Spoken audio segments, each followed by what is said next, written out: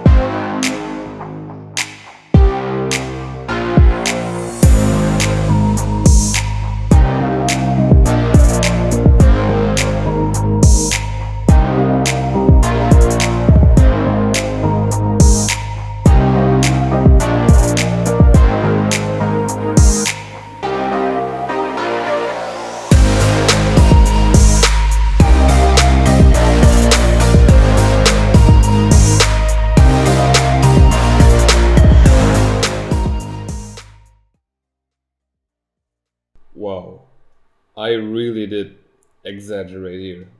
Of course, building in here wasn't the easiest task, but it's a really small case, and if you decide to put together a PC like this, you should definitely expect it to be a bit complicated. Now, I had many issues with it. First I wanted to go with a Ryzen 5600X, but then I saw that the motherboard doesn't have a USB Type-C, like that special type of port. So I had to switch it mid-build. Then for the water cooling, I couldn't find the right mounting hardware, and whew. But I can still say that this was way easier than building inside of the Cooler Master Q500L. So for such a small case, it was still surprisingly easy. Yet I do think I overstepped a bit here. I went with a 10700K pad with a EVGA 2080 Super. Then to top it all off, I thought I had to put a NZXT Kraken X53 RGB in on top.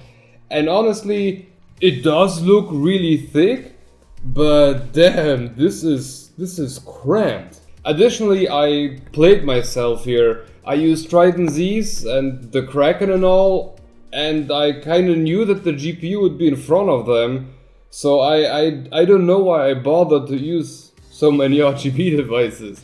But this can still serve as a perfect example of how much performance you can actually cram into such a small case. In here, just pair whatever CPU you want with a pretty good all-in-one, preferably a 240, and you are good to go. Anyway, from a design standpoint, I am all in. I love the gunmetal finish, and I'm a big fan of these honeycomb cutouts in the front, so when it comes to look, from my side, 100 points. But there are a couple of things that I really want to address. Let's start with the top. On top of the fans is a dust filter, and this dust filter is basically the exact same filter you will find on any case out there. Now, it seems like they had an issue in here because the top and front portion of the case is made out of aluminum, so nothing to stick the magnets to. And their approach was just to reverse it and make it stick to the fan plate. But the plate is not long enough, and this ends up with a small piece of that filter sticking out and just dangling in there. Not that this is the most devastating issue, but it could have been solved so easy by just making the plate a tiny bit longer. And that would even create other benefits, because that centimeter would have been enough to make this support two 140s, therefore also a 280 radiator. Something that can have a huge impact if you want to go with extreme overclocking in here.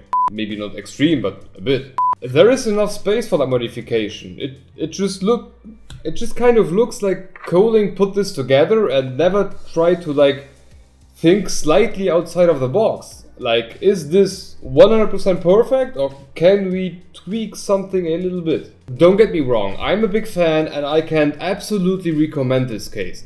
But there are just spots here and there that kind of show that they should have had another look at it. The front, for example. They went the extra mile and cut all of these beautiful honeycombs in here, and they even put a dust filter that spans the entire front. But then they cover half of it with a metal plate. If they needed the reinforcement to make everything sturdy, two thin plates would have made it. No need to cover half of it. The bottom is the next part. The whole cooling concept in here is basically based on passive income from the bottom and the front, and active fans on top that push it out. So why does the top have a dust filter and the bottom doesn't? And I'm still ignoring the fact that the air coming from the bottom is basically the hot air that the power supply is just spitting underneath the case. And this perfectly transitions into something that I'm not so happy about: the feet. Now, I don't really mind the color, though I would have preferred black feet. But I think the size is an issue. Having passive intake from the bottom basically requires you to have the least amount of restriction. Thus, having bigger feet would have made the case better. And the last note about the building process is the lack of any thought through cable management. You do have 3 centimeters of space and everything, and that's really a lot, even for big cases. But you have a total of 2, yes, exactly 2 spots where you can put your zip ties through.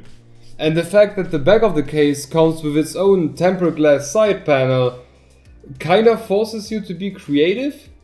Like, no matter how you turn your case, everybody will see the mess you've created.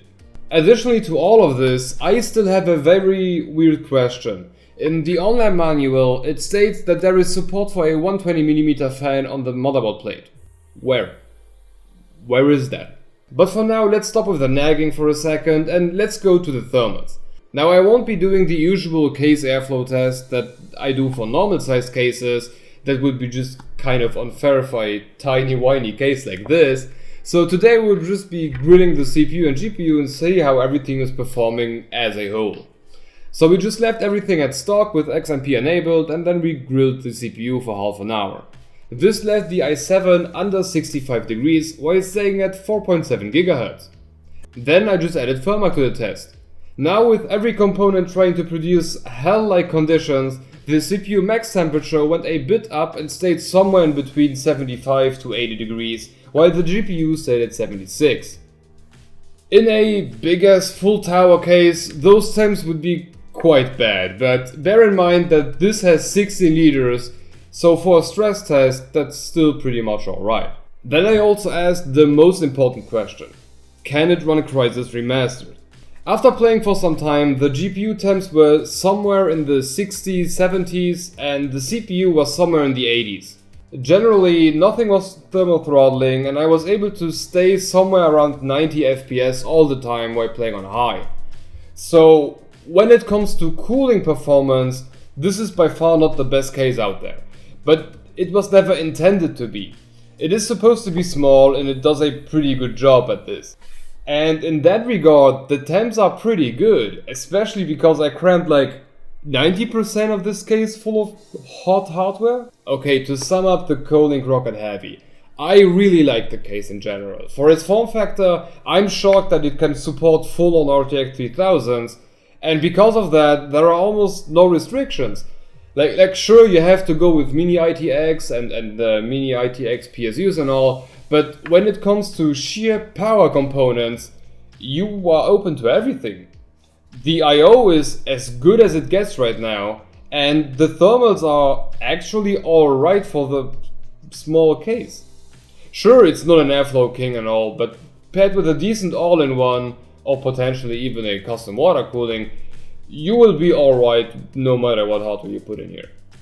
I think the design is amazing, the gunmetal color looks really good, and overall I think the case just like yells power. The build quality is on point, the top and front of the case are made of aluminum, and even if you apply a lot of force, nothing in here moves. It's pretty good. That being said, there are a couple of things that I would have liked to see improved if they ever make a V2 out of this. Starting with the feet. Just make them bigger, and maybe black. The bottom part of the case should definitely get a dust filter, and please make sure to not cover half of the front anymore. It doesn't look good from the outside, and even though you don't need the air, it would be nice to have it. As I said before, a longer plate at the top would not only stop that wobbly filter problem, but also provide dual 140 support, which is something that I would very much appreciate. And maybe one or two additional pieces where you could stick cable ties through. That would make a lot of things way easier. And then there is something else that is kind of unacceptable, and that's the power button. Sure, it's very much clicky, though I won't press it now, but it is also wobbly. Way too wobbly. So here in the EU, the Kolink Rocket Heavy is going for around 110 euros. In US, I'm sure you can get it somewhere, I was just not able to find it. But still, 110 euros is alright for a aluminum case in that form factor. Usually cases of that size are much more expensive, so price to performance is still very much alright here. And I can definitely recommend the case if you want to go with a really small one. Of course, I will put manufacturing links and the link to Caseking, who provided us the case, and some affiliate links down in the description below. But if you don't want to go with a case that small, have a look at the NZXT H510i over here. It's around the same price, but in a much larger format. Anyway, I hope you enjoyed it, and make sure to leave your opinion with a thumb up, thumb down, or the comment section below. And make sure to be subscribed with the bell icon to never miss another video.